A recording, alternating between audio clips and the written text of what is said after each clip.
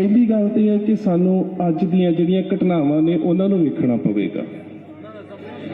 यही सरकार जिस दे वल्लों पहला बार बार मीडिया दे विच जिसनूं असीं गोदी मीडिया कह दिंदे आ, बार बार साडे सामने ये गल दोहराई जाती सी कि ये जिहड़े कानून ने ये किसानां दे भले दे वास्ते ने, ते अज ये तुहाडे इकट्ठ दी, तुहाडे सबर दी, तुहाडी कलैक्टिव कॉन्शियस जिहड़ी है, जिहड़ी समूहिक चेतनता है, ये सारी उस दी करामात है कि उन्हां वल्लों ये गल कही जा रही है कि तुसी जो भी बदलाव करवाने ने वो करवा लिओ, इन्हां च अमेंडमेंट्स हो सकदियां ने। ये एक कह सकते हो कि पहली पौड़ी है। हुण इस गल तो सानू इस नज़रिए वाल आउणा पवेगा कि जे हुण सरकार ये गल कहिंदी है कि इहदे विच अमेंडमेंट्स हो सकदियां ने, इहदा मतलब गलतियां बहुत ने। इहदा मतलब सोधां दी गल तां कीती जा रही है कि इहदे विच साडे नाल बहुत वड्डा विसाघात होण वाला सी। दूसरी गल मैं कल भी स्टेज तो कही सी, अक्सर जेकर असीं 1947 तो बाद के वरतारे वेखते हैं तो असी तकरीबन संघर्ष के विच अपनी समूहिक चेतनता का, अपनी कलैक्टिव कॉन्शियसनैस का विखावा तो हमेशा किया है, पर जदों टेबल टॉक की गल आउंदी सी, जदों मेज़ के उपर गलबात की गल आउंदी सी, तो 1947 तो लेके हुण तक असी धोखे का शिकार होंदे रहे, क्योंकि लीडरां दे हत्थ दे विच ताकत सी, वो सानू कठपुतलियां बना के वरतदे सी। इस वारी ये नज़रिया बिल्कुल उल्ट है कि ताकत जिहड़ी है लोकां दे हत्थ दे विच है। हुण लीडर दे कोल ये समर्था नहीं है कि तुहाडीआं भावनावां दे नाल खिलवाड़ कर सके जां तुहाडे हितां दे विरोध दे विच जाके कोई फैसला लै सके। उस तो अगली गल जेकर असीं वेखीए, मैं कल परसों की तुहाडे नाल गल करदा कि एक मीटिंग सी जिस दे विच भीम आर्मी दे ਜਿਹੜੇ ਮੁਖੀ ਨੇ ਉਹ ਬੈਠੇ ਸੀ ਸਾਡੇ ਨਾਲ, ਚੰਦਰ ਸ਼ੇਖਰ ਰਾਵਣ, ਹਰਿਆਣਾ ਕਿਸਾਨ ਯੂਨੀਅਨ ਦੇ ਪ੍ਰਧਾਨ ਗੁਰਨਾਮ ਸਿੰਘ ਸੀ, ਵੀਰ ਸਿੰਘ ਵੀਰ ਜੀ ਹੁਣੇ ਬੈਠੇ ਸੀ। ਅਸੀਂ ਮੀਟਿੰਗ ਕੀਤੀ ਕਿ ਮੀਟਿੰਗ ਦਾ ਏਜੰਡਾ ਸੀ ਕਿ ਜਿਨ੍ਹਾਂ ਲੋਕਾਂ ਨੂੰ ਬ੍ਰਾਹਮਣਵਾਦ ਨੇ ਅਨੁਸੂਚਿਤ ਜਾਤੀਆਂ ਕਹਿ ਕੇ, ਦਲਿਤ ਕਹਿ ਕੇ ਇੱਕ ਵੱਖਰੇ ਦਰਜੇ ਦੇ ਵਿੱਚ ਲੈ ਆਂਦਾ, ਸਾਡੇ ਤੋਂ ਦੂਰ ਕਰ ਦਿੱਤਾ ਹੈ, ਉਹ ਵੀ ਇਸ ਸੰਘਰਸ਼ ਦੇ ਵਿੱਚ ਸਾਡਾ ਸਾਥ ਦੇਣ, ਕਿਉਂਕਿ ਤੁਸੀਂ ਗੁਰੂ ਨਾਨਕ ਸਾਹਿਬ ਨੂੰ ਤੇ ਮਰਦਾਨੇ ਨੂੰ ਵੱਖਰਾ ਕਰਕੇ ਵੇਖ ਹੀ ਨਹੀਂ ਸਕਦੇ। ਤੁਸੀਂ ਕਿਸਾਨ ਦੀ ਜਿਹੜੀ ਗੁਰੂ ਨਾਨਕ ਸਾਹਿਬ ਨੇ ਵਿਚਾਰਧਾਰਾ ਦਿੱਤੀ ਹੈ ਤੇ ਜਿਹੜਾ ਮਰਦਾਨੇ ਦਾ ਗੁਰੂ ਨਾਨਕ ਸਾਹਿਬ ਦੇ ਨਾਲ ਰਹਿਣਾ ਉਹਦੇ ਵਿੱਚ ਜਿਹੜੀ ਸਪਿਰਿਚੁਅਲਿਟੀ ਹੈ, ਆ ਤੁਹਾਡੇ ਸਾਹਮਣੇ ਬਾਬਾ ਬੰਦਾ ਸਿੰਘ ਬਹਾਦਰ ਦੀ ਤਸਵੀਰ ਲੱਗੀ ਹੈ ਨਾ, ਤੇ ਬਾਬਾ ਬੰਦਾ ਸਿੰਘ ਬਹਾਦਰ ਨੇ ਜਿਹੜਾ ਸਿੱਕਾ ਜਾਰੀ ਕੀਤਾ ਸੀ ਨਾ, ਉਹਦੇ ਸਿੱਕੇ ਦੇ ਸ਼ਬਦ ਸੀ, ਸਿੱਕਾ ਜਦ ਬਰ ਹਰ ਦੋ ਆਲਮ ਤੇਗ ਨਾਨਕ ਵਾਹਬ ਅਸਤ। ਉਹਦੀ ਮੋਹਰ ਦੇ ਸ਼ਬਦ ਸੀ, ਦੇਗੋ ਤੇਗੋ ਫਤਿਹ ਨੁਸਰਤ ਬੇਦ ਰੰਗ, ਇਹਨੂੰ ਕਹਿੰਦੇ ਐਵਰ ਲਾਸਟਿੰਗ ਪ੍ਰੋਸਪੈਰਿਟੀ, ਯਾਫਤ ਅਜ ਨਾਨਕ ਗੁਰੂ ਗੋਬਿੰਦ ਸਿੰਘ। ਸੱਚ ਜਾਣਿਓ, ਜੇ ਅਸੀਂ ਗੱਲ ਕਹਿੰਦੇ ਹਾਂ ਕਿ ਬਾਬਾ ਬੰਦਾ ਸਿੰਘ ਬਹਾਦਰ ਨੇ ਸਾਨੂੰ ਜ਼ਮੀਨਾਂ ਦੇ ਮਾਲਕ ਬਣਾਇਆ, ਤੇ ਜ਼ਮੀਨਾਂ ਦੇ ਮਾਲਕ ਬਣਾਉਣ ਦੇ ਸਮੇਂ ਜਿਹੜੀ ਮੋਹਰ ਲੱਗੀ ਸੀ ਉਹ ਗੁਰੂ ਨਾਨਕ ਸਾਹਿਬ ਦੀ ਵਿਚਾਰਧਾਰਾ ਦੀ ਸੀ। ਸੋ ਗੁਰੂ ਨਾਨਕ ਸਾਹਿਬ ਦੀ ਵਿਚਾਰਧਾਰਾ ਦੇ ਵਿੱਚੋਂ ਤੁਸੀਂ ਕਿਸਾਨੀ ਕਿਰਤ ਨੂੰ ਵੱਖਰਾ ਕਰਕੇ ਵੇਖ ਹੀ ਨਹੀਂ ਸਕਦੇ। ਕਿੰਨੀ ਜ਼ਰੂਰਤ ਭਰ ਦਿੱਤੀ ਹੋਵੇਗੀ ਗੁਰੂ ਨਾਨਕ ਸਾਹਿਬ ਨੇ ਮਰਦਾਨਾ ਜੀ ਦੇ ਵਿੱਚ ਕਿ ਇੱਕ ਵਾਰੀ ਮਰਦਾਨਾ ਜੀ ਗੁਰੂ ਨਾਨਕ ਸਾਹਿਬ ਨੂੰ ਪਤਾ ਕੀ ਕਹਿੰਦੇ, ਕਹਿੰਦੇ ਬਾਬਾ ਤੈਂ ਖੁਦਾਏ ਨੂੰ ਪਾਇਆ, ਮੈਂ ਤੈਨੂੰ ਪਾਇਆ, ਤੇਰਾ ਕਿਹਾ ਖੁਦਾਈ ਮੰਨੇ ਤੇ ਮੇਰਾ ਕਿਹਾ ਤੂੰ ਮੰਨੇ, ਤੇਰਾ ਤੇ ਮੇਰਾ ਕਾਈ ਅੰਤਰ ਨਹੀਂ, ਤੂੰ ਖੁਦਾਏ ਦਾ ਡੂਮ ਤੇ ਮੈਂ ਤੇਰਾ ਡੂਮ।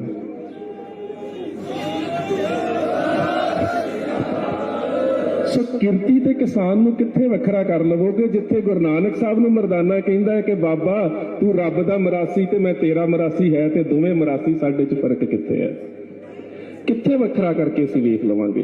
ਸੋ ਜਿਹੜੀ ਬਾਬਾ ਬੰਦਾ ਸਿੰਘ ਬਹਾਦਰ ਨੇ ਸਾਨੂੰ ਉਸ ਕਿਰਤ ਦੇ ਨਾਲ ਜੋੜ ਕੇ ਸਾਨੂੰ ਜ਼ਮੀਨਾਂ ਦੇ ਮਾਲਕ ਬਣਾਇਆ, ਉਹਦੇ ਵਿੱਚ ਜਦੋਂ ਤੁਸੀਂ ਦੇਗ ਫਤਿਹ ਨੂੰ ਐਨਾਲਾਈਜ਼ ਕਰੋਗੇ ਨਾ, ਉਹਦੇ ਵਿੱਚ ਸੋਸ਼ੀਓ ਰਿਲੀਜੋ ਐਥਿਕੋ ਜਿਹੜੀ ਇਸ ਸੰਦਰਭ ਦੀ ਗੱਲ ਆਵੇਗੀ ਕਿ ਰਾਜਨੀਤਿਕ, ਸਮਾਜਿਕ, ਆਰਥਿਕ ਔਰ ਇਹਦੇ ਤੋਂ ਇਲਾਵਾ ਰੂਹਾਨੀਅਤ ਦੀ ਚੇਤਨਤਾ, ਇਹ ਸਾਰੀ ਗੁਰੂ ਨਾਨਕ ਸਾਹਿਬ ਦੇ ਫਲਸਫੇ ਦੇ ਸਦਕੇ ਹੈ। ਤੇ ਅੱਜ ਦੇ ਇਸ ਇਕੱਠ ਦੇ ਵਿੱਚੋਂ ਇਹ ਗੱਲ ਠੀਕ ਹੈ, ਕਿਸਾਨ ਜਥੇਬੰਦੀਆਂ ਨੇ ਸਮੁੱਚੇ ਇਕੱਠ ਦੀ ਅਗਵਾਈ ਕੀਤੀ ਹੈ, पर इस सारे इकट्ठ के विचों जिहड़े पंथक जज्बात ने ना, जिन्होंने कभी प्रोफैसर पूरन सिंह ने एक गल कही सी ना, पंजाब जिंदा गुरां दे नां ते, ਬਈ ਸਾਰੇ ਫੁੱਲ ਨੇ, ਹਿੰਦੂ ਵੀਰ ਆਏ ਨੇ, ਉਹਨਾਂ ਦਾ ਸਵਾਗਤ ਹੈ, ਮੁਸਲਮਾਨ ਵੀਰ ਆਏ ਨੇ, ਨਮਾਜ਼ ਪੜ੍ਹਦੇ ਨੇ, ਸਾਨੂੰ ਚੰਗੇ ਲੱਗਦੇ ਨੇ। ਸਾਡਾ ਧਾਰਮਿਕ ਤੌਰ ਤੇ ਕਿਸੇ ਨਾਲ ਕੋਈ ਵੈਰ ਥੋੜਾ, ਅਸੀਂ ਤੇ ਕਹਿੰਦੇ ਸਭ ਕੋ ਮੀਠਾ ਮਾਬਨ ਕੀਨਾ ਹਮ ਸਭਨਾ ਕੇ ਸਾਜਨ, ਸਾਰੇ ਹੀ ਸਾਡੇ ਨੇ।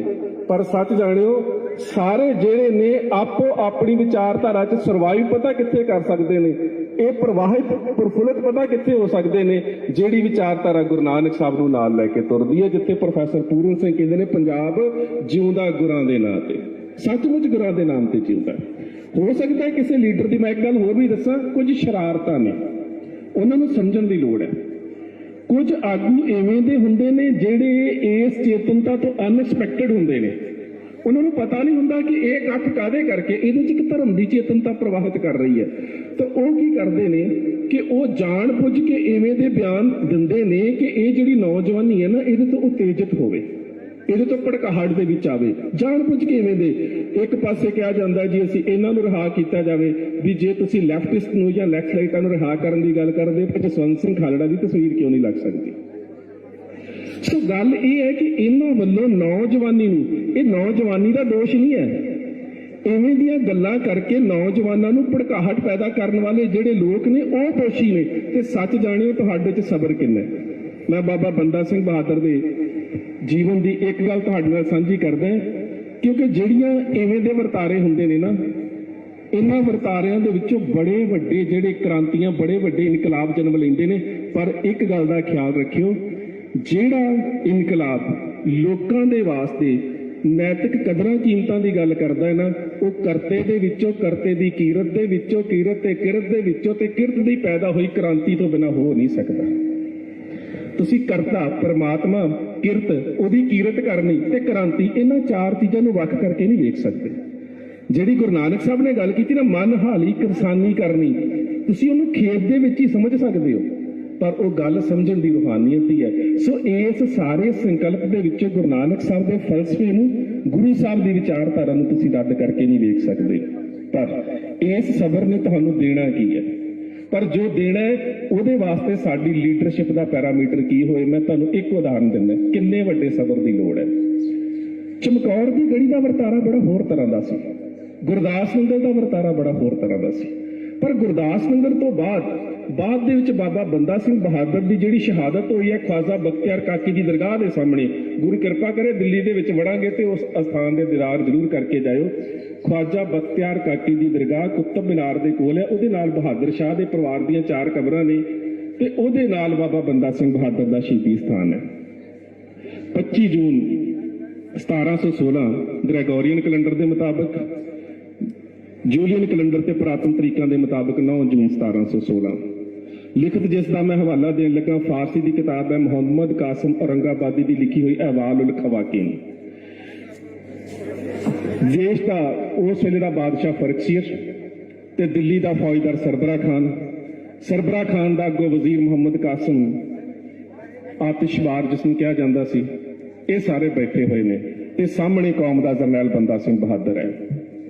ਬਾਬਾ ਬੰਦਾ ਸਿੰਘ ਬਹਾਦਰ ਦੇ 25 ਜਰਨੈਲਾਂ ਦੇ ਸਿਰ, ਜਿਨ੍ਹਾਂ ਦੇ ਨਾਮ ਤੁਸੀਂ ਸੁਣੇ ਨੇ, ਬਾਬਾ ਬਾਜ ਸਿੰਘ, ਬਾਬਾ ਰਤਨ ਸਿੰਘ, ਦਇਆ ਸਿੰਘ, ਬਾਬਾ ਰਣ ਸਿੰਘ, ਗੁਲਾਬ ਸਿੰਘ ਮੀਰ ਬਖਸ਼ੀ, ਉਸ ਤੋਂ ਇਲਾਵਾ ਭਗਵੰਤ ਸਿੰਘ, ਕੌਰ ਸਿੰਘ, ਇਹ 5 ਭਰਾ ਸੀ। ਇਹਨਾਂ ਸਾਰੇ 25 ਜਰਨੈਲਾਂ ਦੇ ਜਿਹੜੇ ਸਿਰ ਨੇ ਉਹ ਨੇਜਿਆਂ ਦੇ ਉੱਪਰ ਟੰਗੇ ਹੋਏ ਨੇ। ਵਿਚਕਾਰ ਕੌਮ ਦਾ ਜਰਨੈਲ ਨੇਤਰ ਬੰਦ ਕਰਕੇ ਬੈਠਾ ਹੈ ਤੇ ਉਸ ਵੇਲੇ ਦਿੱਲੀ ਦੇ ਹਾਕਮ ਸਰਬਰਾ ਖਾਨ ਨੇ ਇੱਕ ਗੱਲ ਕਹੀ ਹੈ, ਕਹਿੰਦਾ ਬੰਦਾ ਸਿੰਘ ਬਹਾਦਰ ਅੱਖਾਂ ਕਿਉਂ ਬੰਦ ਕਰ ਲਈਆਂ ਨੇ?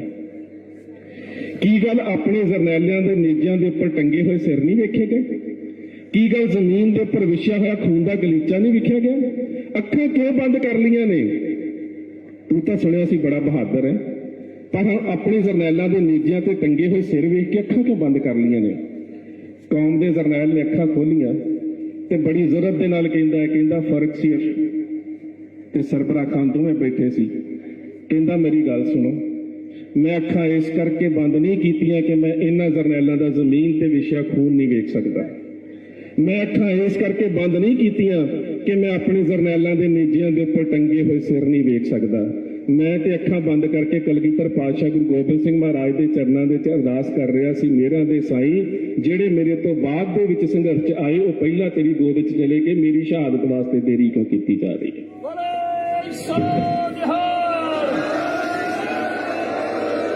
ਇੰਨਾ ਹੈ ਸਬਰ ਸਾਡੇ ਵਿੱਚ, ਇੰਨਾ ਹੈ ਇਖਲਾਕ ਸਾਡੇ ਵਿੱਚ। ਤੇ ਇਹਦੇ ਤੋਂ ਵੱਡੀ ਗੱਲ ਕਿ ਮਕਤਲ ਦੇ ਵਿੱਚ ਫਾਰਸੀ ਦੇ 4 ਸ਼ਬਦ ਨੇ, ਕਤਲ, ਕਾਤਲ, ਮਕਤਲ ਤੇ ਮਕਤੂਲ। ਮਕਤਲ ਜਿਸ ਜਗ੍ਹਾ ਤੇ ਕਤਲ ਕੀਤੇ ਜਾਂਦੇ ਨੇ, ਉਸ ਕਤਲਗਾਹ ਦੇ ਵਿੱਚ ਸਾਡੇ ਹੌਸਲੇ ਕਿਵੇਂ ਦੇ ਨੇ। ਉਸ ਵੇਲੇ ਸਰਬਰਾਹ ਖਾਨ ਕਹਿੰਦਾ, ਬੰਦਾ ਸਿੰਘ ਬਹਾਦਰ ਤੈਨੂੰ ਮਕਾਉਣਾ ਨਹੀਂ, ਤੈਨੂੰ ਝੁਕਾਉਣਾ ਹੈ, ਤੈਨੂੰ ਝੁਕਾਉਣਾ। ਅੱਜ ਇਹੀ ਗੱਲ ਹੈ ਨਾ ਸਾਡੀ। ਉਹ ਤੇ ਅਮੈਂਡਮੈਂਟਸ ਕਰਨ ਨੂੰ ਤਿਆਰ ਵੱਲ ਬੈਠੇ ਨੇ, ਪਰ ਹੁਣ ਗੱਲ ਅਮੈਂਡਮੈਂਟਸ ਦੀ ਨਹੀਂ ਹੈ, ਗੱਲ ਰੱਦ ਕਰਨ ਦੀ ਹੈ। ਹੁਣ ਗੱਲ ਮੁਕਾਉਣ ਦੀ ਨਹੀਂ, ਗੱਲ ਝੁਕਾਉਣ ਦੀ ਹੈ। ਗੱਲ ਮੁਕਾ ਕੇ ਅਸੀਂ ਪੰਜਾਬ ਜਾਣਾ ਹੋਵੇ ਜਾ ਸਕਦੇ ਹਾਂ। ਹੁਣ ਮੁਕਾਉਣ ਦੀ ਨਹੀਂ, ਹੁਣ ਝੁਕਾਉਣ ਦੀ ਗੱਲ ਹੈ। ਹੁਣ ਪੰਜਾਬੀਅਤ ਦੀ ਅਣਖ ਦੀ ਗੱਲ ਹੈ। ਹੁਣ ਸਾਡੀ ਵਿਚਾਰਧਾਰਾ ਦੀ ਗੱਲ ਹੈ। ਹੁਣ ਸਾਨੂੰ ਗੁਰੂ ਨਾਨਕ ਸਾਹਿਬ ਦਾ ਉਹ ਫਲਸਫਾ ਨਜ਼ਰ ਆਉਂਦਾ ਹੈ ਜਿਹੜਾ ਬਾਬਰ ਨੂੰ ਕਹਿੰਦਾ ਕਿ ਪਾਪ ਕੀ ਜੰਜ ਲੈ ਕਾਬਲੋਂ ਧਾਇਆ, ਜੋਰੀ ਮੰਗੇ ਦਾਨ ਵੇ ਲਾ ਲਓ। ਹੁਣ ਅਸੀਂ ਝੁਕਦੇ ਹਾਂ ਤੇ ਸਾਡੀ ਪਿੱਠ ਤੇ ਖੜਾ ਸਾਡਾ ਇਤਿਹਾਸ ਝੁਕਦਾ ਹੈ। ਤੇ ਸੱਚ ਜਾਣੇ ਉਸ ਵੇਲੇ ਸਰਬਰਾਹ ਖਾਨ ਨੇ ਕਿਹਾ, ਬੰਦਾ ਸਿੰਘ ਬਹਾਦਰ ਤੈਨੂੰ ਮੁਕਾਉਣਾ ਨਹੀਂ, ਤੈਨੂੰ ਝੁਕਾਉਣਾ ਹੈ। ਜੇਕਰ ਤੂੰ ਮੁੱਕਦਾ ਹੈ ਤੇ ਤੇਰੀ ਜਿੱਤ ਹੈ, ਪਰ ਜੇ ਤੂੰ ਝੁਕਦਾ ਹੈ ਤੇ ਮੇਰੀ ਜਿੱਤ ਹੈ। ਉਸ ਵੇਲੇ ਦਰਬਾਰ ਖਾਨੇ ਦੇ ਵਿੱਚੋਂ ਬਾਬਾ ਬੰਦਾ ਸਿੰਘ ਬਹਾਦਰ ਦਾ ਪੌਣੇ 4 ਸਾਲ ਦਾ ਪੁੱਤਰ ਅਜੇ ਸਿੰਘ ਲਿਆਂਦਾ ਗਿਆ ਤੇ ਬਾਬਾ ਬੰਦਾ ਸਿੰਘ ਬਹਾਦਰ ਦੀ ਗੋਦ ਦੇ ਵਿੱਚ ਲਿਟਾ ਦਿੱਤਾ ਗਿਆ। 15 ਦਸੰਬਰ 1715 ਤੋਂ ਵਿਛੜੇ ਹੋਏ ਪਿਤਾ ਤੇ ਪੁੱਤਰ ਦਾ ਮਿਲਾਪ ਅੱਜ ਕਤਲਗਾਹ ਦੇ ਵਿੱਚ ਹੋਇਆ। ਉਹਦੀ ਗੋਦੀ ਦੇ ਵਿੱਚ ਬਾਬਾ ਬੰਦਾ ਸਿੰਘ ਬਹਾਦਰ ਦੇ ਉਹਦੇ ਪੁੱਤਰ ਨੂੰ ਲਿਟਾ ਕੇ ਅਮੀਨ ਖਾਨ ਨੇ ਉਹਦੀ ਇੱਕ ਹੱਥਕੜੀ ਨੂੰ ਖੋਲਿਆ ਤੇ ਉਹਦੇ ਹੱਥ ਦੇ ਵਿੱਚ ਖੰਜਰ ਫੜਾ ਕੇ ਕਹਿੰਦਾ, ਬੰਦਾ ਸਿੰਘ ਬਹਾਦਰ ਆਪਣੇ ਪੁੱਤਰ ਨੂੰ ਆਪ ਜ਼ਿਬਾ ਕਰ, ਇਹਦਾ ਕਲੇਜਾ ਤੀਰ ਕੇ ਰੱਖ ਦੇ। ਬੰਦਾ ਸਿੰਘ ਬਹਾਦਰ ਦੀ ਇੱਕ ਹੱਥਕੜੀ ਖੋਲੀ, ਹੱਥ ਦੇ ਵਿੱਚ ਖੰਜਰ, ਗੋਦੀ ਦੇ ਵਿੱਚ ਪੌਣੇ 4 ਸਾਲ ਦਾ ਪੁੱਤ, ਤੇ ਕਿਹਾ ਗਿਆ ਬੰਦਾ ਸਿੰਘ ਬਹਾਦਰ ਆਪਣੇ ਪੁੱਤਰ ਨੂੰ ਆਪ ਜ਼ਿਬਾ ਕਰ। ਹੁਣ ਉਸ ਸਿੰਘ ਦਾ ਮਕਤਲ ਦੇ ਵਿੱਚ ਵਿਚਾਰਧਾਰਾ ਦਾ ਜਿਹੜਾ ਪੱਖ ਹੈ ਉਹ ਵੇਖਿਓ। ਕਹਿੰਦਾ, ਫਰਕਸੀਅਨ ਤੂੰ ਮੇਰਾ ਦੁਸ਼ਮਣ ਹੈ, ਮੇਰੀ ਗੋਦੀ 'ਚ ਮੇਰਾ ਪੁੱਤ ਪਿਆ ਹੈ, ਪਰ ਜਿਸ ਗੁਰੂ ਨੇ ਸਾਨੂੰ ਖੰਡੇ ਬਾਟੇ ਦੀ ਪਾਹੁਲ ਦਿੱਤੀ ਸੀ ਉਸਨੇ ਕਿਹਾ ਸੀ ਮਜ਼ਲੂਮ ਦੇ ਉੱਪਰ ਤੇ ਮਾਸੂਮ ਦੇ ਉੱਪਰ ਵਾਰ ਨਹੀਂ ਕਰਨਾ। ਤੂੰ ਮੇਰਾ ਦੁਸ਼ਮਣ ਹੈ, ਜੇ ਕਿਤੇ ਮੇਰੀ ਗੋਦੀ 'ਚ ਤੇਰਾ ਪੁੱਤ ਪਿਆ ਹੁੰਦਾ ਮੈਂ ਤਾਂ ਵੀ ਜ਼ਿਬਾ ਨਾ ਕਰਦਾ।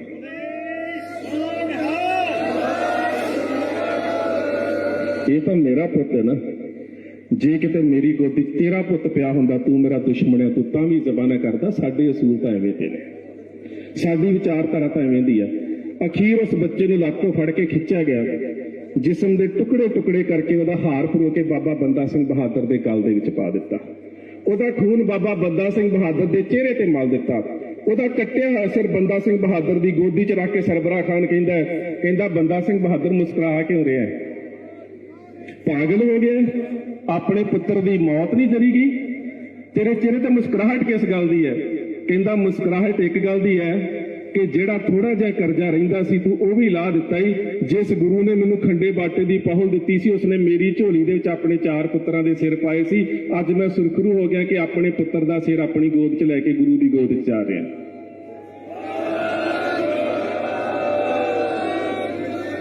ਇਸ ਘਟਨਾ ਤੋਂ ਪੂਰੇ 16 ਸਾਲ ਬਾਅਦ 14 ਅਪ੍ਰੈਲ 1733 ਨੂੰ ਤੁਹਾਨੂੰ ਨਵਾਬੀ ਦੀ ਪੇਸ਼ਕਸ਼ ਹੁੰਦੀ ਹੈ। ਤੇ ਉਸ ਵੇਲੇ ਹੁਣ ਪੰਥ ਦੀ ਲੀਡਰਸ਼ਿਪ ਜਿਹੜੀ ਉਹ ਕਿਵੇਂ ਦੀ ਹੋਵੇ ਉਹ ਤੁਸੀਂ ਸੋਚ ਲਿਓ। ਨਵਾਬੀ ਲੈ ਕੇ ਆਉਂਦੇ ਨੇ ਜ਼ਕਰੀਆ ਖਾਨ ਦੇ ਵੱਲੋਂ ਸਰਦਾਰ ਸ਼ਬੇਕ ਸਿੰਘ, ਜਿਨ੍ਹਾਂ ਨੂੰ ਬਾਅਦ ਵਿੱਚ ਚੱਕਰੀ ਤੇ ਚੜ੍ਹ ਕੇ ਸ਼ਹੀਦ ਕੀਤਾ ਗਿਆ ਸੀ। ਨਵਾਬੀ ਸਭ ਤੋਂ ਪਹਿਲਾਂ ਆ ਕੇ ਦਿੰਦੇ ਨੇ ਕੌਮ ਦੇ ਉਸ ਵੇਲੇ ਦੇ ਜਥੇਦਾਰ ਦਰਬਾਰਾ ਸਿੰਘ ਉਹਨਾਂ ਨੂੰ। ਤੇ ਦਰਬਾਰਾ ਸਿੰਘ ਦਾ ਜਵਾਬ ਪਤਾ ਕੀ ਹੈ? ਕਿਉਂਕਿ ਸਿੱਖਾਂ ਦਾ ਆਗੂ ਹੈ, ਰਾਜਨੀਤਿਕ ਨਜ਼ਰੀਏ ਤੋਂ ਜਵਾਬ ਦਿੰਦਾ ਹੈ। ਉਹ ਪਤਾ ਕੀ ਕਹਿੰਦਾ ਹੈ? ਕਹਿੰਦਾ, ਹਮ ਰਾਖਤ ਪਾਤਸ਼ਾਹੀ ਦਾਵਾ ਜਾਂ ਇਤਕੋ ਜਾਂ ਅਗਲੋ ਪਾਵਾ। ਵੀ ਅਸੀਂ ਤਾਂ ਪਾਤਸ਼ਾਹੀ ਦਾਅਵੇ ਵਾਲੇ ਆ, ਅਸੀਂ ਖੈਰਾਤ ਦੇ ਵਿੱਚ ਕੁਝ ਨਹੀਂ ਲੈਣਾ। ਅੱਜ ਵੀ ਸੋਚਿਓ, ਖੈਰਾਤ ਦੇ ਵਿੱਚ ਅਮੈਂਡਮੈਂਟਸ ਸਾਨੂੰ ਪ੍ਰਵਾਨ ਨਹੀਂ। ਅਸੀਂ ਖੈਰਾਤ ਦੇ ਵਿੱਚ ਕੁਝ ਨਹੀਂ ਲੈਣਾ, ਸਾਨੂੰ ਤਾਂ ਗੁਰੂ ਨਾਨਕ ਸਾਹਿਬ ਨੇ ਪਾਤਸ਼ਾਹੀ ਦਿੱਤੀ ਹੈ।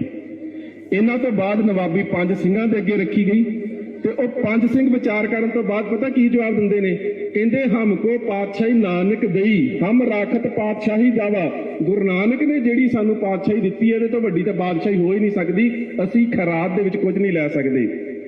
ਅਖੀਰ ਦੇ ਵਿੱਚ ਸਾਹਿਬ ਸ੍ਰੀ ਗੁਰੂ ਗ੍ਰੰਥ ਸਾਹਿਬ ਮਹਾਰਾਜ ਤੋਂ ਹੁਕਮ ਲਿਆ ਗਿਆ ਤੇ ਹੁਕਮ ਪਤਾ ਕੀ ਆਇਆ? ਟਹਿਲ ਮਹਿਲ ਤਾਂ ਕੋ ਮਿਲੇ ਜਾ ਕੋ ਸਾਧ ਕਿਰਪਾਲ। ਕਹਿੰਦੇ ਨਵਾਬੀ ਉਹਦੀ ਝੋਲੀ 'ਚ ਪਾ ਦਿਓ ਜਿਹੜਾ ਸੰਗਤ ਦੇ ਵਿੱਚ ਸੇਵਾ ਕਰ ਰਿਹਾ ਹੈ। ਤੇ ਸੰਗਤ ਦੇ ਵਿੱਚ ਸੇਵਾ ਕਰ ਰਿਹਾ ਸੀ ਫੈਜ਼ਲਪੁਰੇ ਦਾ ਸਰਦਾਰ ਨਵਾਬ ਸਿੰਘ, ਜਿਹੜਾ ਬਾਅਦ ਦੇ ਵਿੱਚ ਨਵਾਬ ਕਪੂਰ ਸਿੰਘ ਬਣਦਾ। ਸਰਦਾਰ ਕਪੂਰ ਸਿੰਘ ਸੇਵਾ ਕਰ ਰਿਹਾ ਸੀ। ਤੇ ਜਦੋਂ ਉਹਨੂੰ ਕਿਹਾ ਕਿ ਨਵਾਬੀ ਤੂੰ ਲੈ ਲੈ, ਉਹ ਕਹਿੰਦਾ, ਹਮ ਕੋ ਲੋੜ ਨਵਾਬੀ ਨਾ ਹੀ, ਹਮ ਕੋ ਪਾਤਸ਼ਾਹੀ ਨਾਨਕ ਦਈ। ਫਿਰ ਵੀ ਕਹਿੰਦੇ ਤੂੰ ਨਵਾਬੀ ਲੈ। ਕਹਿੰਦਾ, ਫਿਰ ਮੇਰੀਆਂ 3 ਸ਼ਰਤਾਂ ਨੇ। ਸਾਨੂੰ ਇਵੇਂ ਦੀ ਲੀਡਰਸ਼ਿਪ ਦੀ ਲੋੜ ਹੈ। ਕਹਿੰਦਾ ਫਿਰ ਮੇਰੀਆਂ 3 ਸ਼ਰਤਾਂ ਨੇ। ਪਹਿਲੀ ਗੱਲ ਤਾਂ ਨਵਾਬੀ 5 ਸਿੰਘਾਂ ਨੂੰ ਇਹਨਾਂ ਦੇ ਪੈਰਾਂ ਨੂੰ ਛੁਹਾ ਕੇ ਮੇਰੀ ਝੋਲੀ 'ਚ ਪਾਈ ਜਾਵੇ। ਦੂਜੀ ਗੱਲ, ਮੈਂ ਤਖਤ ਲਗਾ ਕੇ ਨਹੀਂ ਬੈਠਣਾ। ਤੇ ਤੀਜੀ ਗੱਲ ਕਿ ਜਿਹੜੀ ਮੈਂ ਦਲ ਦੇ ਘੋੜਿਆਂ ਦੀ ਸਾਂਭ ਸੰਭਾਲ ਦੀ ਸੇਵਾ ਕਰਦਾ ਮੇਰੇ ਕੋਲੋਂ ਵਾਪਸ ਨਾ ਲਈ ਜਾਵੇ। ਸੋ ਇਹ ਸਾਡੇ 18ਵੀਂ ਸਦੀ ਦੇ ਆਗੂ ਸੀ।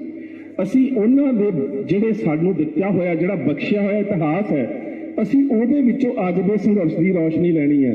ਤੇ ਮਾਫ ਕਰਨਾ, ਜਦੋਂ ਅਸੀਂ ਫਿਰ ਮੈਂ ਉਸੇ ਗੱਲ ਤੇ ਸਮਾਪਤੀ ਕਰਾਂ, ਜਦੋਂ ਅਸੀਂ ਪੰਜਾਬ ਦੀ ਗੱਲ ਕਰਦੇ ਹਾਂ ਤਾਂ ਜਿੱਥੇ ਜਾ ਕੇ ਪ੍ਰੋਫੈਸਰ ਪੂਰਨ ਸਿੰਘ ਨੇ ਗੱਲ ਕਰ ਦਿੱਤੀ ਹੈ ਨਾ ਕਿ ਪੰਜਾਬ ਜਿਉਂਦਾ ਗੁਰਾਂ ਦੇ ਨਾਂ ਤੇ, ਇਸ ਸਾਰੇ ਸੰਘਰਸ਼ ਦੇ ਵਿੱਚੋਂ ਤੁਸੀਂ ਕੌਮ ਦੀ ਵਿਚਾਰਧਾਰਾ ਨੂੰ ਮਨਫੀ ਨਹੀਂ ਕਰ ਸਕਦੇ। ਇਸ ਵਿਚਾਰਧਾਰਾ ਨੂੰ ਮਨਫੀ ਕਰਕੇ ਨਹੀਂ ਵੇਖ ਸਕਦੇ। ਮੈਂ ਤੁਹਾਨੂੰ ਦੱਸਣ ਲੱਗਾ ਸੀ ਕਿ ਜਦੋਂ ਅਸੀਂ ਚੰਦਰ ਸ਼ੇਖਰ ਦੇ ਨਾਲ ਮੀਟਿੰਗ ਕੀਤੀ ਤੇ ਉਹਨਾਂ ਨੇ ਖਬਰ ਕੀ ਲਾਈ ਮੇਰੇ ਬਾਰੇ, ਕਹਿੰਦੇ ਕਿ ਖਾਲਿਸਤਾਨੀ ਇਤਿਹਾਸਕਾਰ ਜਿਹੜਾ ਇੱਥੇ ਭੜਕਾਉਣ ਦੀ ਕੋਸ਼ਿਸ਼ ਕਰ ਰਿਹਾ। ਇੱਕ ਬੱਚੀ ਸਾਡੇ ਕੋਲ ਆਈ, ਉਹ ਇੱਕ ਦਿਨ ਸਾਡੇ ਕੋਲ ਰਹੀ ਤੇ ਬਾਅਦ ਦੇ ਵਿੱਚ ਮੈਨੂੰ ਕਹਿੰਦੀ ਹੈ, ਕਹਿੰਦੀ ਜੇ ਤੁਹਾਡੇ ਵਰਗੇ ਲੋਕ ਖਾਲਿਸਤਾਨੀ ਆ ਤੇ ਮੈਂ ਵੀ ਫਿਰ ਖਾਲਿਸਤਾਨੀ ਆ।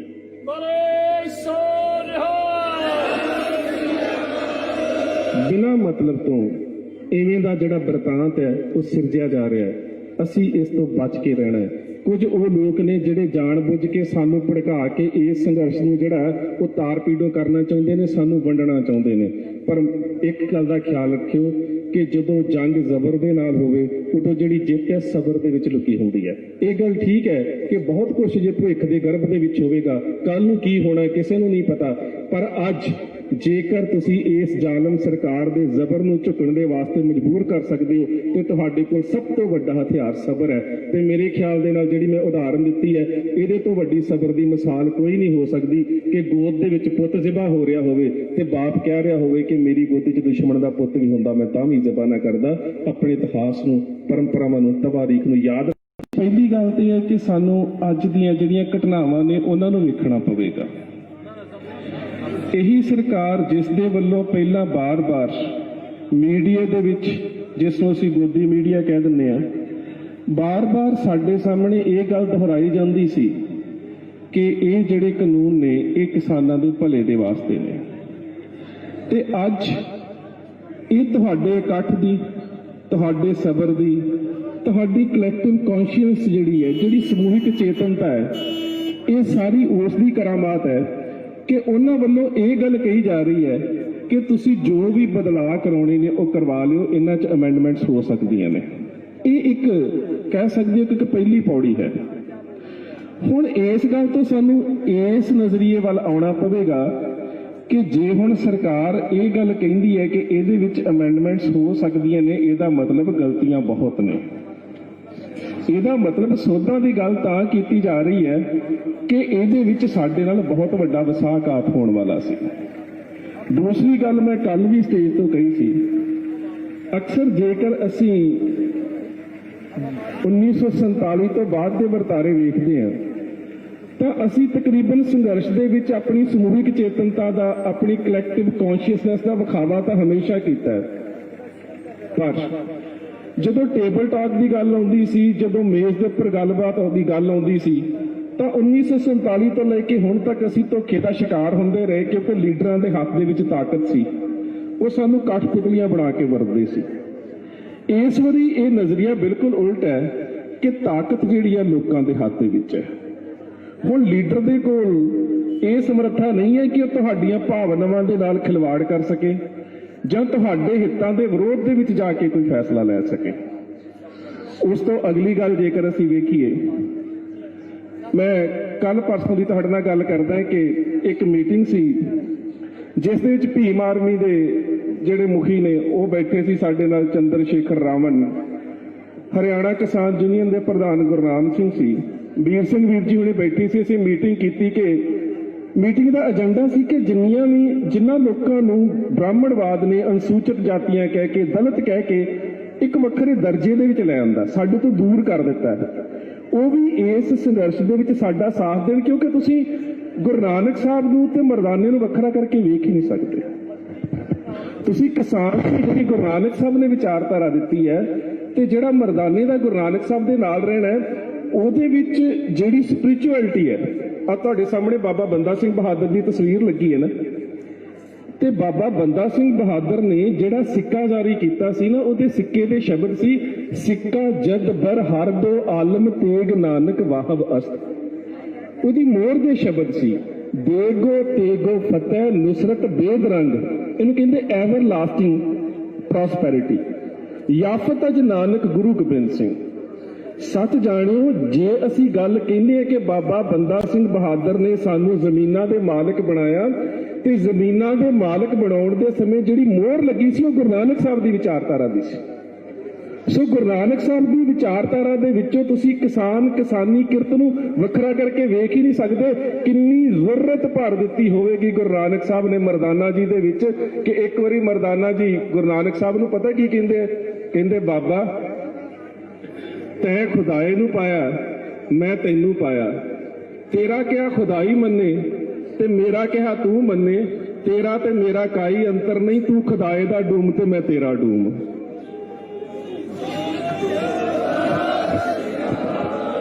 ਸੋ ਕਿਰਤੀ ਤੇ ਕਿਸਾਨ ਨੂੰ ਕਿੱਥੇ ਵੱਖਰਾ ਕਰ ਲਵੋਗੇ, ਜਿੱਥੇ ਗੁਰੂ ਨਾਨਕ ਸਾਹਿਬ ਨੂੰ ਮਰਦਾਨਾ ਕਹਿੰਦਾ ਹੈ ਕਿ ਬਾਬਾ ਤੂੰ ਰੱਬ ਦਾ ਮਰਾਸੀ ਤੇ ਮੈਂ ਤੇਰਾ ਮਰਾਸੀ ਹੈ, ਤੇ ਦੋਵੇਂ ਮਰਾਸੀ ਸਾਡੇ 'ਚ ਫਰਕ ਕਿੱਥੇ ਹੈ? ਕਿੱਥੇ ਵੱਖਰਾ ਕਰਕੇ ਅਸੀਂ ਵੇਖ ਲਵਾਂਗੇ।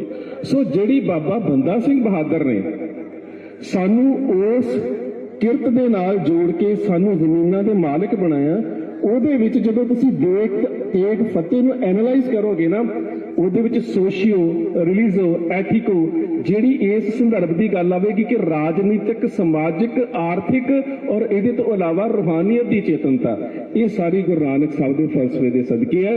ਤੇ ਅੱਜ ਦੇ ਇਸ ਇਕੱਠ ਦੇ ਵਿੱਚੋਂ ਇਹ ਗੱਲ ਠੀਕ ਹੈ, ਕਿਸਾਨ ਜਥੇਬੰਦੀਆਂ ਨੇ ਸਮੁੱਚੇ ਇਕੱਠ ਦੀ ਅਗਵਾਈ ਕੀਤੀ ਹੈ, ਪਰ ਇਸ ਸਾਰੇ ਇਕੱਠ ਦੇ ਵਿੱਚੋਂ ਜਿਹੜੇ ਪੰਥਕ ਜਜ਼ਬਾਤ ਨੇ ਨਾ, ਜਿਨ੍ਹਾਂ ਨੂੰ ਕਦੀ ਪ੍ਰੋਫੈਸਰ ਪੂਰਨ ਸਿੰਘ ਨੇ ਇੱਕ ਗੱਲ ਕਹੀ ਸੀ ਨਾ, ਪੰਜਾਬ ਜਿਉਂਦਾ ਗੁਰਾਂ ਦੇ ਨਾਂ ਤੇ, ਬਈ ਸਾਰੇ ਫੁੱਲ ਨੇ।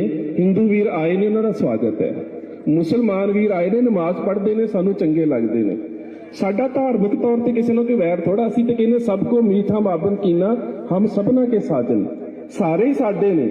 ਪਰ ਸੱਚ ਜਾਣਿਓ, ਸਾਰੇ ਜਿਹੜੇ ਨੇ ਆਪੋ ਆਪਣੀ ਵਿਚਾਰਧਾਰਾ 'ਚ ਸਰਵਾਈਵ ਪਤਾ ਕਿੱਥੇ ਕਰ ਸਕਦੇ ਨੇ, ਇਹ ਪ੍ਰਵਾਹਿਤ ਪ੍ਰਫੁੱਲਤ ਪਤਾ ਕਿੱਥੇ ਹੋ ਸਕਦੇ ਨੇ, ਜਿਹੜੀ ਵਿਚਾਰਧਾਰਾ ਗੁਰੂ ਨਾਨਕ ਸਾਹਿਬ ਨੂੰ ਨਾਲ ਲੈ ਕੇ ਤੁਰਦੀ ਹੈ। ਜਿੱਥੇ ਪ੍ਰੋਫੈਸਰ ਪੂਰਨ ਸਿੰਘ ਕਹਿੰਦੇ ਨੇ ਪੰਜਾਬ ਜਿਉਂਦਾ ਗੁਰਾਂ ਦੇ ਨਾਂ ਤੇ, ਸੱਚਮੁੱਚ ਗੁਰਾਂ ਦੇ ਨਾਮ ਤੇ ਜਿਉਂਦਾ। ਹੋ ਸਕਦਾ ਹੈ ਕਿਸੇ ਲੀਡਰ ਦੀ, ਮੈਂ ਇੱਕ ਗੱਲ ਹੋਰ ਵੀ ਦੱਸਾਂ, ਕੁਝ ਸ਼ਰਾਰਤਾਂ ਨੇ, ਉਹਨਾਂ ਨੂੰ ਸਮਝਣ ਦੀ ਲੋੜ ਹੈ। ਕੁਝ ਆਗੂ ਐਵੇਂ ਦੇ ਹੁੰਦੇ ਨੇ ਜਿਹੜੇ ਇਸ ਚੇਤਨਤਾ ਤੋਂ ਅਨਐਕਸਪੈਕਟਡ ਹੁੰਦੇ ਨੇ। ਉਹਨਾਂ ਨੂੰ ਪਤਾ ਨਹੀਂ ਹੁੰਦਾ ਕਿ ਇਹ ਇਕੱਠ ਕਾਹਦੇ ਕਰਕੇ, ਇਹਦੇ 'ਚ ਇੱਕ ਧਰਮ ਦੀ ਚੇਤਨਤਾ ਪ੍ਰਵਾਹਿਤ ਕਰ ਰਹੀ ਹੈ। ਤਾਂ ਉਹ ਕੀ ਕਰਦੇ ਨੇ ਕਿ ਉਹ ਜਾਣ ਬੁੱਝ ਕੇ ਐਵੇਂ ਦੇ ਬਿਆਨ ਦਿੰਦੇ ਨੇ ਕਿ ਇਹ ਜਿਹੜੀ ਨੌਜਵਾਨੀ ਹੈ ਨਾ, ਇਹਦੇ ਤੋਂ ਉਤੇਜਿਤ ਹੋਵੇ, ਇਹਦੇ ਤੋਂ ਭੜਕਾਹਟ ਦੇ ਵਿੱਚ ਆਵੇ। ਜਾਣ ਬੁੱਝ ਕੇ ਐਵੇਂ ਦੇ ਇੱਕ ਪਾਸੇ ਕਿਹਾ ਜਾਂਦਾ ਜੀ ਅਸੀਂ ਇਹਨਾਂ ਨੂੰ ਰਿਹਾ ਕੀਤਾ ਜਾਵੇ, ਵੀ ਜੇ ਤੁਸੀਂ ਲੈਫਟਿਸਟ ਨੂੰ ਜਾਂ ਲੈਫਟਲਾਈਟਾਂ ਨੂੰ ਰਿਹਾ ਕਰਨ ਦੀ ਗੱਲ ਕਰਦੇ ਤਾਂ ਜਸਵੰਤ ਸਿੰਘ ਖਾਲੜਾ ਦੀ ਤਸਵੀਰ ਕਿਉਂ ਨਹੀਂ ਲੱਗ ਸਕਦੀ? ਸੋ ਗੱਲ ਇਹ ਹੈ ਕਿ ਇਹਨਾਂ ਵੱਲੋਂ ਨੌਜਵਾਨੀ ਨੂੰ, ਇਹ ਨੌਜਵਾਨੀ ਦਾ ਦੋਸ਼ ਨਹੀਂ ਹੈ, ਐਵੇਂ ਦੀਆਂ ਗੱਲਾਂ ਕਰਕੇ ਨੌਜਵਾਨਾਂ ਨੂੰ ਭੜਕਾਹਟ ਪੈਦਾ ਕਰਨ ਵਾਲੇ ਜਿਹੜੇ ਲੋਕ ਨੇ ਉਹ ਦੋਸ਼ੀ ਨੇ। ਤੇ ਸੱਚ ਜਾਣਿਓ, ਤੁਹਾਡੇ 'ਚ ਸਬਰ ਕਿੰਨਾ। ਮੈਂ ਬਾਬਾ ਬੰਦਾ ਸਿੰਘ ਬਹਾਦਰ ਦੇ ਜੀਵਨ ਦੀ ਇੱਕ ਗੱਲ ਤੁਹਾਡੇ ਨਾਲ ਸਾਂਝੀ ਕਰਦਾ, ਕਿਉਂਕਿ ਜਿਹੜੀਆਂ ਐਵੇਂ ਦੇ ਵਰਤਾਰੇ ਹੁੰਦੇ ਨੇ ਨਾ, ਇਹਨਾਂ ਵਰਤਾਰਿਆਂ ਦੇ ਵਿੱਚੋਂ ਬੜੇ ਵੱਡੇ ਜਿਹੜੇ ਕ੍ਰਾਂਤੀਆਂ, ਬੜੇ ਵੱਡੇ ਇਨਕਲਾਬ ਜਨਮ ਲੈਂਦੇ ਨੇ। ਪਰ ਇੱਕ ਗੱਲ ਦਾ ਖਿਆਲ ਰੱਖਿਓ, ਜਿਹੜਾ ਇਨਕਲਾਬ ਲੋਕਾਂ ਦੇ ਵਾਸਤੇ ਨੈਤਿਕ ਕਦਰਾਂ ਕੀਮਤਾਂ ਦੀ ਗੱਲ ਕਰਦਾ ਹੈ ਨਾ, ਉਹ ਕਰਤੇ ਦੇ ਵਿੱਚੋਂ, ਕਰਤੇ ਦੀ ਕੀਰਤ ਦੇ ਵਿੱਚੋਂ, ਕੀਰਤ ਤੇ ਕਿਰਤ ਦੇ ਵਿੱਚੋਂ, ਤੇ ਕਿਰਤ ਦੀ ਪੈਦਾ ਹੋਈ ਕ੍ਰਾਂਤੀ ਤੋਂ ਬਿਨਾਂ ਹੋ ਨਹੀਂ ਸਕਦਾ। ਤੁਸੀਂ ਕਰਤਾ ਪਰਮਾਤਮਾ, ਕਿਰਤ ਉਹਦੀ ਕੀਰਤ ਕਰਨੀ ਤੇ ਕ੍ਰਾਂਤੀ, ਇਹਨਾਂ ਚਾਰ ਚੀਜ਼ਾਂ ਨੂੰ ਵੱਖ ਕਰਕੇ ਨਹੀਂ ਵੇਖ ਸਕਦੇ। ਜਿਹੜੀ ਗੁਰੂ ਨਾਨਕ ਸਾਹਿਬ ਨੇ ਗੱਲ ਕੀਤੀ ਨਾ, ਮਨ ਹਾਲੀ ਕਿਰਸਾਨੀ ਕਰਨੀ, ਤੁਸੀਂ ਉਹਨੂੰ ਖੇਤ ਦੇ ਵਿੱਚ ਹੀ ਸਮਝ ਸਕਦੇ ਹੋ, ਪਰ ਉਹ ਗੱਲ ਸਮਝਣ ਦੀ ਰੂਹਾਨੀਅਤ ਦੀ ਹੈ। ਸੋ ਇਸ ਸਾਰੇ ਸੰਕਲਪ ਦੇ ਵਿੱਚ ਗੁਰੂ ਨਾਨਕ ਸਾਹਿਬ ਦੇ ਫਲਸਫੇ ਨੂੰ, ਗੁਰੂ ਸਾਹਿਬ ਦੀ ਵਿਚਾਰਧਾਰਾ ਨੂੰ ਤੁਸੀਂ ਰੱਦ ਕਰਕੇ ਨਹੀਂ ਵੇਖ ਸਕਦੇ। ਪਰ ਇਸ ਸਬਰ ਨੇ ਤੁਹਾਨੂੰ ਦੇਣਾ ਕੀ ਹੈ? ਪਰ ਜੋ ਦੇਣਾ ਹੈ ਉਹਦੇ ਵਾਸਤੇ ਸਾਡੀ ਲੀਡਰਸ਼ਿਪ ਦਾ ਪੈਰਾਮੀਟਰ ਕੀ ਹੋਏ? ਮੈਂ ਤੁਹਾਨੂੰ ਇੱਕ ਉਦਾਹਰਨ ਦਿੰਦਾ, ਕਿੰਨੇ ਵੱਡੇ ਸਬਰ ਦੀ ਲੋੜ ਹੈ। ਚਮਕੌਰ ਦੀ ਗੜੀ ਦਾ ਵਰਤਾਰਾ ਬੜਾ ਹੋਰ ਤਰ੍ਹਾਂ ਦਾ ਸੀ, ਗੁਰਦਾਸ ਨੰਗਲ ਦਾ ਵਰਤਾਰਾ ਬੜਾ ਹੋਰ ਤਰ੍ਹਾਂ ਦਾ ਸੀ।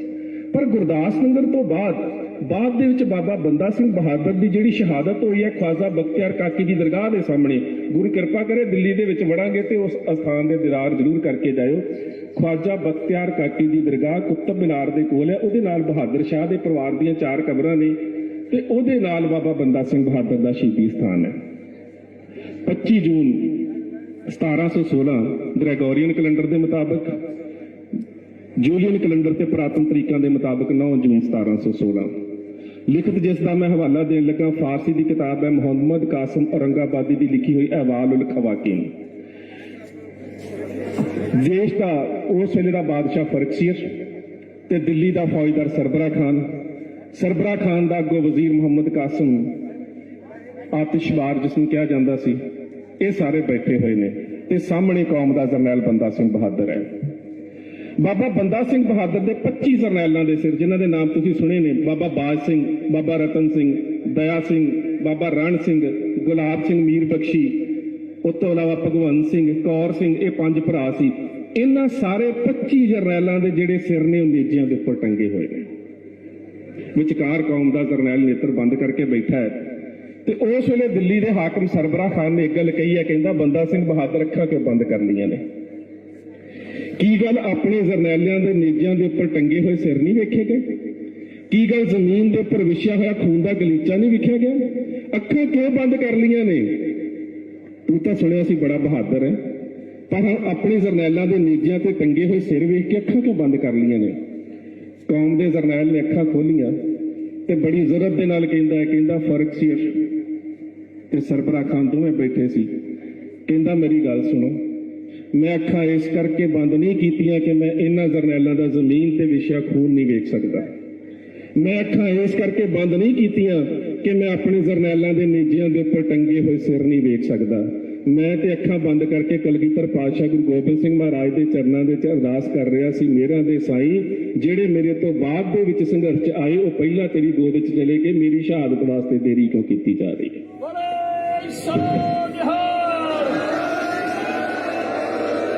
ਇੰਨਾ ਹੈ ਸਬਰ ਸਾਡੇ ਵਿੱਚ, ਇੰਨਾ ਹੈ ਇਖਲਾਕ ਸਾਡੇ ਵਿੱਚ। ਤੇ ਇਹਦੇ ਤੋਂ ਵੱਡੀ ਗੱਲ ਕਿ ਮਕਤਲ ਦੇ ਵਿੱਚ ਫਾਰਸੀ ਦੇ 4 ਸ਼ਬਦ ਨੇ, ਕਤਲ, ਕਾਤਲ, ਮਕਤਲ ਤੇ ਮਕਤੂਲ। ਮਕਤਲ ਜਿਸ ਜਗ੍ਹਾ ਤੇ ਕਤਲ ਕੀਤੇ ਜਾਂਦੇ ਨੇ, ਉਸ ਕਤਲਗਾਹ ਦੇ ਵਿੱਚ ਸਾਡੇ ਹੌਸਲੇ ਕਿਵੇਂ ਦੇ ਨੇ? ਉਸ ਵੇਲੇ ਸਰਬਰਾ ਖਾਨ ਕਹਿੰਦਾ ਬੰਦਾ ਸਿੰਘ ਬਹਾਦਰ ਤੈਨੂੰ ਮਕਾਉਣਾ ਨਹੀਂ, ਤੈਨੂੰ ਝੁਕਾਉਣਾ ਹੈ। ਤੈਨੂੰ ਝੁਕਾਉਣਾ ਅੱਜ ਇਹੀ ਗੱਲ ਹੈ ਨਾ ਸਾਡੀ। ਉਹ ਤੇ ਅਮੈਂਡਮੈਂਟਸ ਕਰਨ ਨੂੰ ਤਿਆਰ ਵੱਲ ਬੈਠੇ ਨੇ, ਪਰ ਹੁਣ ਗੱਲ ਅਮੈਂਡਮੈਂਟਸ ਦੀ ਨਹੀਂ ਹੈ, ਗੱਲ ਰੱਦ ਕਰਨ ਦੀ ਹੈ। ਹੁਣ ਗੱਲ ਮੁਕਾਉਣ ਦੀ ਨਹੀਂ, ਗੱਲ ਝੁਕਾਉਣ ਦੀ ਹੈ। ਗੱਲ ਮੁਕਾ ਕੇ ਅਸੀਂ ਪੰਜਾਬ ਜਾਣਾ ਹੋਵੇ ਜਾ ਸਕਦੇ ਹਾਂ। ਹੁਣ ਮੁਕਾਉਣ ਦੀ ਨਹੀਂ, ਹੁਣ ਝੁਕਾਉਣ ਦੀ ਗੱਲ ਹੈ। ਹੁਣ ਪੰਜਾਬੀਅਤ ਦੀ ਅਣਖ ਦੀ ਗੱਲ ਹੈ। ਹੁਣ ਸਾਡੀ ਵਿਚਾਰਧਾਰਾ ਦੀ ਗੱਲ ਹੈ। ਹੁਣ ਸਾਨੂੰ ਗੁਰੂ ਨਾਨਕ ਸਾਹਿਬ ਦਾ ਉਹ ਫਲਸਫਾ ਨਜ਼ਰ ਆਉਂਦਾ ਹੈ ਜਿਹੜਾ ਬਾਬਰ ਨੂੰ ਕਹਿੰਦਾ ਕਿ ਪਾਪ ਕੀ ਜੰਜ ਲੈ ਕਾਬਲੋਂ ਧਾਇਆ ਜੋਰੀ ਮੰਗੇ ਦਾਨ ਵੇ ਲਾ ਲਓ। ਹੁਣ ਅਸੀਂ ਝੁਕਦੇ ਹਾਂ ਤੇ ਸਾਡੀ ਪਿੱਠ ਤੇ ਖੜਾ ਸਾਡਾ ਇਤਿਹਾਸ ਝੁਕਦਾ ਹੈ। ਤੇ ਸੱਚ ਜਾਣੇ ਉਸ ਵੇਲੇ ਸਰਬਰਾ ਖਾਨ ਨੇ ਕਿਹਾ ਬੰਦਾ ਸਿੰਘ ਬਹਾਦਰ ਤੈਨੂੰ ਮੁਕਾਉਣਾ ਨਹੀਂ, ਤੈਨੂੰ ਝੁਕਾਉਣਾ ਹੈ। ਜੇਕਰ ਤੂੰ ਮੁੱਕਦਾ ਹੈ ਤੇ ਤੇਰੀ ਜਿੱਤ ਹੈ, ਪਰ ਜੇ ਤੂੰ ਝੁਕਦਾ ਹੈ ਤੇ ਮੇਰੀ ਜਿੱਤ ਹੈ। ਉਸ ਵੇਲੇ ਦਰਬਾਰ ਖਾਨੇ ਦੇ ਵਿੱਚੋਂ ਬਾਬਾ ਬੰਦਾ ਸਿੰਘ ਬਹਾਦਰ ਦਾ ਪੌਣੇ 4 ਸਾਲ ਦਾ ਪੁੱਤਰ ਅਜੇ ਸਿੰਘ ਲਿਆਂਦਾ ਗਿਆ ਤੇ ਬਾਬਾ ਬੰਦਾ ਸਿੰਘ ਬਹਾਦਰ ਦੀ ਗੋਦ ਦੇ ਵਿੱਚ ਲਿਟਾ ਦਿੱਤਾ ਗਿਆ। 15 ਦਸੰਬਰ 1715 ਤੋਂ ਵਿਛੜੇ ਹੋਏ ਪਿਤਾ ਤੇ ਪੁੱਤਰ ਦਾ ਮਿਲਾਪ ਅੱਜ ਕਤਲਗਾਹ ਦੇ ਵਿੱਚ ਹੋਇਆ। ਉਹਦੀ ਗੋਦੀ ਦੇ ਵਿੱਚ ਬਾਬਾ ਬੰਦਾ ਸਿੰਘ ਬਹਾਦਰ ਦੇ ਉਹਦੇ ਪੁੱਤਰ ਨੂੰ ਲਿਟਾ ਕੇ ਅਮੀਨ ਖਾਨ ਨੇ ਉਹਦੀ ਇੱਕ ਹੱਥਕੜੀ ਨੂੰ ਖੋਲਿਆ ਤੇ ਉਹਦੇ ਹੱਥ ਦੇ ਵਿੱਚ ਖੰਜਰ ਫੜਾ ਕੇ ਕਹਿੰਦਾ ਬੰਦਾ ਸਿੰਘ ਬਹਾਦਰ ਆਪਣੇ ਪੁੱਤਰ ਨੂੰ ਆਪ ਜ਼ਿਬਾ ਕਰ, ਇਹਦਾ ਕਲੇਜਾ ਚੀਰ ਕੇ ਰੱਖ ਦੇ। ਬੰਦਾ ਸਿੰਘ ਬਹਾਦਰ ਦੀ ਇੱਕ ਹੱਥਕੜੀ ਖੋਲੀ, ਹੱਥ ਦੇ ਵਿੱਚ ਖੰਜਰ, ਗੋਦੀ ਦੇ ਵਿੱਚ ਪੌਣੇ 4 ਸਾਲ ਦਾ ਪੁੱਤ, ਤੇ ਕਿਹਾ ਗਿਆ ਬੰਦਾ ਸਿੰਘ ਬਹਾਦਰ ਆਪਣੇ ਪੁੱਤਰ ਨੂੰ ਆਪ ਜ਼ਿਬਾ ਕਰ। ਹੁਣ ਉਸ ਸਿੰਘ ਦਾ ਮਕਤਲ ਦੇ ਵਿੱਚ ਵਿਚਾਰਧਾਰਾ ਦਾ ਜਿਹੜਾ ਪੱਖ ਹੈ ਉਹ ਵੇਖਿਓ। ਕਹਿੰਦਾ ਫਰਕਸੀਅਨ ਤੂੰ ਮੇਰਾ ਦੁਸ਼ਮਣ ਹੈ, ਮੇਰੀ ਗੋਦੀ 'ਚ ਮੇਰਾ ਪੁੱਤ ਪਿਆ ਹੈ, ਪਰ ਜਿਸ ਗੁਰੂ ਨੇ ਸਾਨੂੰ ਖੰਡੇ ਬਾਟੇ ਦੀ ਪਾਹੁਲ ਦਿੱਤੀ ਸੀ ਉਸਨੇ ਕਿਹਾ ਸੀ ਮਜ਼ਲੂਮ ਦੇ ਉੱਪਰ ਤੇ ਮਾਸੂਮ ਦੇ ਉੱਪਰ ਵਾਰ ਨਹੀਂ ਕਰਨਾ। ਤੂੰ ਮੇਰਾ ਦੁਸ਼ਮਣ ਹੈ, ਜੇ ਕਿਤੇ ਮੇਰੀ ਗੋਦੀ 'ਚ ਤੇਰਾ ਪੁੱਤ ਪਿਆ ਹੁੰਦਾ ਮੈਂ ਤਾਂ ਵੀ ਜ਼ਿਬਾ ਨਾ ਕਰਦਾ।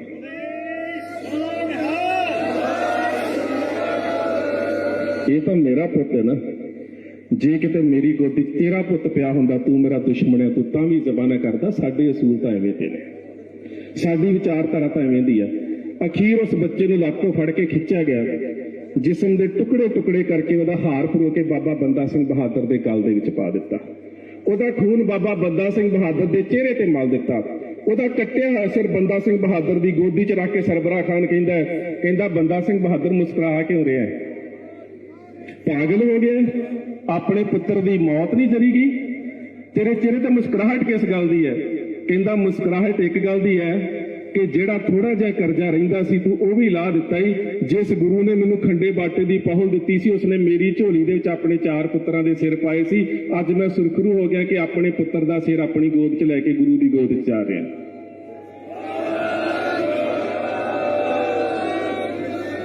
ਇਸ ਘਟਨਾ ਤੋਂ ਪੂਰੇ 16 ਸਾਲ ਬਾਅਦ 14 ਅਪ੍ਰੈਲ 1733 ਨੂੰ ਤੁਹਾਨੂੰ ਨਵਾਬੀ ਦੀ ਪੇਸ਼ਕਸ਼ ਹੁੰਦੀ ਹੈ ਤੇ ਉਸ ਵੇਲੇ ਹੁਣ ਪੰਥ ਦੀ ਲੀਡਰਸ਼ਿਪ ਜਿਹੜੀ ਉਹ ਕਿਵੇਂ ਦੀ ਹੋਵੇ ਉਹ ਤੁਸੀਂ ਸੋਚ ਲਿਓ। ਨਵਾਬੀ ਲੈ ਕੇ ਆਉਂਦੇ ਨੇ ਜ਼ਕਰੀਆ ਖਾਨ ਦੇ ਵੱਲੋਂ ਸਰਦਾਰ ਸ਼ਬੇਕ ਸਿੰਘ, ਜਿਨ੍ਹਾਂ ਨੂੰ ਬਾਅਦ ਵਿੱਚ ਚੱਕਰੀ ਤੇ ਚੜ੍ਹ ਕੇ ਸ਼ਹੀਦ ਕੀਤਾ ਗਿਆ ਸੀ। ਨਵਾਬੀ ਸਭ ਤੋਂ ਪਹਿਲਾਂ ਆ ਕੇ ਦਿੰਦੇ ਨੇ ਕੌਮ ਦੇ ਉਸ ਵੇਲੇ ਦੇ ਜਥੇਦਾਰ ਦਰਬਾਰਾ ਸਿੰਘ ਉਹਨਾਂ ਨੂੰ, ਤੇ ਦਰਬਾਰਾ ਸਿੰਘ ਦਾ ਜਵਾਬ ਪਤਾ ਕੀ ਹੈ? ਕਿਉਂਕਿ ਸਿੱਖਾਂ ਦਾ ਆਗੂ ਹੈ, ਰਾਜਨੀਤਿਕ ਨਜ਼ਰੀਏ ਤੋਂ ਜਵਾਬ ਦਿੰਦਾ ਹੈ। ਉਹ ਪਤਾ ਕੀ ਕਹਿੰਦਾ ਹੈ? ਕਹਿੰਦਾ ਹਮ ਰਾਖਤ ਪਾਤਸ਼ਾਹੀ ਦਾਵਾ ਜਾਂ ਇਤਕੋ ਜਾਂ ਅਗਲੋ ਪਾਵਾ, ਵੀ ਅਸੀਂ ਤਾਂ ਪਾਤਸ਼ਾਹੀ ਦਾਅਵੇ ਵਾਲੇ ਆ, ਅਸੀਂ ਖੈਰਾਤ ਦੇ ਵਿੱਚ ਕੁਝ ਨਹੀਂ ਲੈਣਾ। ਅੱਜ ਵੀ ਸੋਚਿਓ, ਖੈਰਾਤ ਦੇ ਵਿੱਚ ਅਮੈਂਡਮੈਂਟਸ ਸਾਨੂੰ ਪ੍ਰਵਾਨ ਨਹੀਂ, ਅਸੀਂ ਖੈਰਾਤ ਦੇ ਵਿੱਚ ਕੁਝ ਨਹੀਂ ਲੈਣਾ, ਸਾਨੂੰ ਤਾਂ ਗੁਰੂ ਨਾਨਕ ਸਾਹਿਬ ਨੇ ਪਾਤਸ਼ਾਹੀ ਦਿੱਤੀ ਹੈ।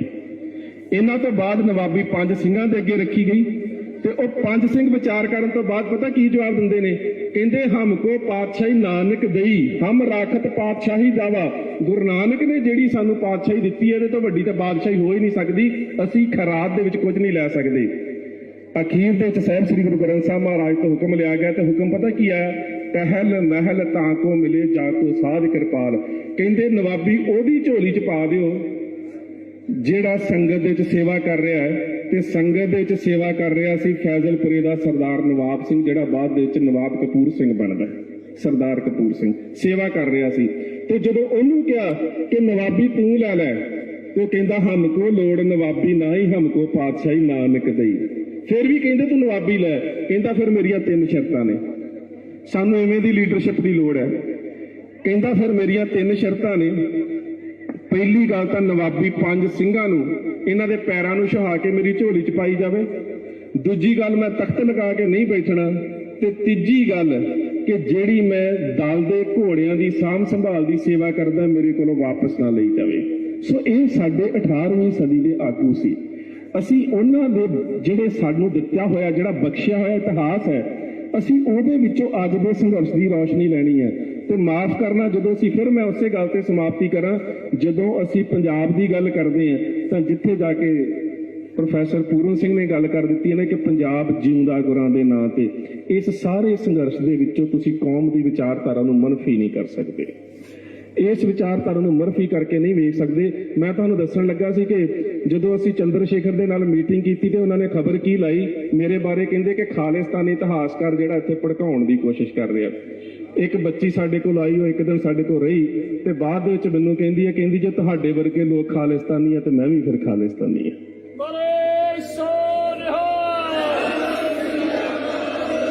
ਬਿਨਾਂ ਮਤਲਬ ਤੋਂ ਇਵੇਂ ਦਾ ਜਿਹੜਾ ਬਰਤਾਂਤ ਹੈ ਉਹ ਸਿਰਜਿਆ ਜਾ ਰਿਹਾ ਹੈ। ਅਸੀਂ ਇਸ ਤੋਂ ਬਚ ਕੇ ਰਹਿਣਾ ਹੈ।